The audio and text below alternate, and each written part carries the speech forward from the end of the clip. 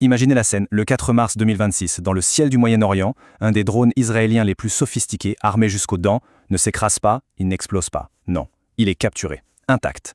Aujourd'hui, on va décortiquer ensemble comment une machine de guerre pareille a pu être piratée en plein vol. Un événement qui a complètement changé les règles du jeu de la guerre invisible. Alors, voici la bête, l'Hermès 900, surnommée Koshav, l'étoile, par l'armée de l'air israélienne.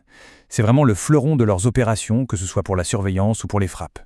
Il peut voler plus de 30 heures d'affilée, il est bardé de capteurs de pointe, ses liaisons de données sont ultra cryptées, bref, il est conçu pour être une véritable forteresse volante, impénétrable. Mais ce jour-là, on va le voir, sa plus grande force est devenue sa pire faiblesse. Et la déclaration du corps des gardiens de la révolution islamique d'Iran, elle, est tombée. Directe, presque brutale. Pas de missiles, pas de débris, juste une capture propre. Ils n'ont pas juste détruit la machine, ils ont affirmé en avoir pris les commandes. C'est la fameuse question à 30 millions de dollars, soit dit en passant, le prix d'un seul de ces drones. Comment est-ce qu'on peut détourner l'un des appareils les plus avancés au monde? Eh bien, la réponse, elle ne se trouve pas dans une explosion, mais dans le silence des ondes radio. Pour comprendre cette capture, il faut se pencher sur une différence fondamentale, celle qu'il y a entre détruire une cible et la neutraliser. Bienvenue dans le monde fascinant de la guerre électronique. Et la distinction, elle est vraiment cruciale. D'un côté, on a l'attaque cinétique. C'est l'image classique qu'on a tous en tête. Un missile, une explosion, c'est bruyant, c'est visible.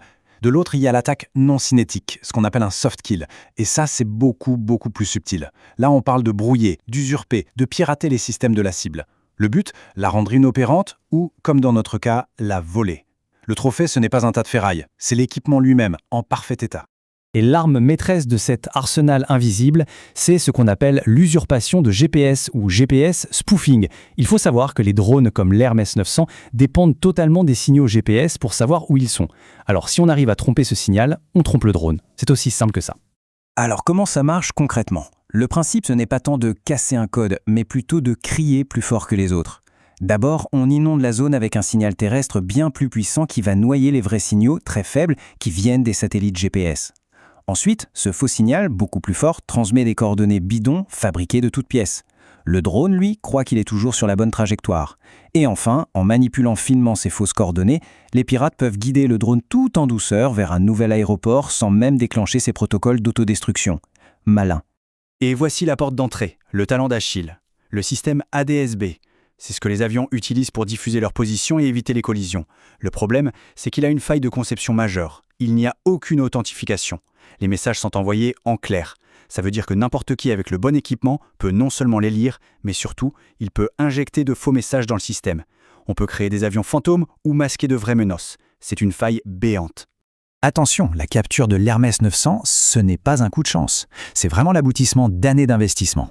Il faut se souvenir qu'en 2011 déjà, l'Iran avait capturé le fameux drone furtif américain RQ-170. Un exploit qui avait été attribué au système russe Avtobaza-M. En 2024, on apprend que ce même système est déployé pour protéger Téhéran. La capture de 2026 est donc la suite logique de cette montée en puissance. Bon, capturer le drone, c'est déjà un exploit. Mais l'obtenir intact, c'est là que le véritable gain stratégique commence. La différence est énorme. Un drone détruit, ça laisse des secrets enfouis sous les débris. Un drone capturé, c'est comme si on vous livrait son cerveau sur un plateau d'argent. Chaque circuit, chaque ligne de code devient une mine d'informations. En le désossant, les ingénieurs iraniens peuvent absolument tout apprendre. Comment le drone prend-il ses décisions tout seul? Comment ces différents capteurs travaillent-ils ensemble? Comment ces communications sont-elles chiffrées? Chaque élément, du logiciel qui vise les cibles jusqu'à la composition des matériaux de la carlingue, est désormais un livre ouvert. C'est un raccourci de des années et des années de recherche et développement. Et l'Iran, eh bien, ils sont passés maîtres dans l'art de la copie. Après avoir mis la main sur le RQ-170 américain, ils ont fini par produire leur propre clone. On peut donc s'attendre à voir apparaître d'ici quelques années un nouveau drone iranien qui ressemblera, comme par hasard, étrangement à l'Hermès 900 et peut-être même avec quelques améliorations. Ok, on a vu l'aspect technique. Mais les répercussions de cette capture, elles vont bien au-delà du champ de bataille. Elles touchent à l'économie, à la diplomatie et à tout l'équilibre des pouvoirs dans la région. Le coût de l'appareil en lui-même, 30 millions de dollars. C'est une somme bien sûr, mais franchement ce n'est rien comparé au coût réel. La vraie perte, c'est celle de décennies de savoir-faire, de secrets technologiques. Et puis il y a la réputation. Israël vend l'Hermès 900 partout dans le monde en le présentant comme inviolable. Cette image, eh bien, elle vient de voler en éclats. Pour se faire une idée, il faut voir ça comme un iceberg. La perte des 30 millions de dollars, c'est juste la partie visible. Le coût de toute la recherche et développement qui est maintenant compromise, c'est incalculable. Et l'impact sur les futures ventes à l'exportation, ça pourrait se chiffrer en milliards.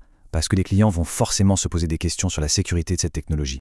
Et voici peut-être la conséquence la plus dévastatrice.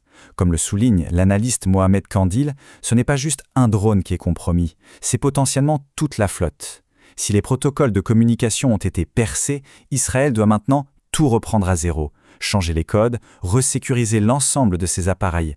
C'est un effort colossal qui va coûter des milliards et qui va détourner des ressources d'autres projets tout aussi importants. En résumé, cet événement n'est pas un simple incident, c'est un vrai tournant. Il prouve que la supériorité technologique n'est jamais un acquis et que des pays comme l'Iran ont développé des capacités de riposte très sophistiquées. L'équilibre des forces dans le ciel du Moyen-Orient vient d'être totalement redéfini. Tout ça, ça nous laisse avec une question assez fondamentale. Alors que la technologie progresse à une vitesse folle, est-ce que les conflits du futur se joueront de moins en moins avec des missiles et des bombes et de plus en plus dans le silence du spectre électromagnétique ? La capture de l'Hermès 900 laisse penser que ce futur, en réalité, est peut-être déjà arrivé.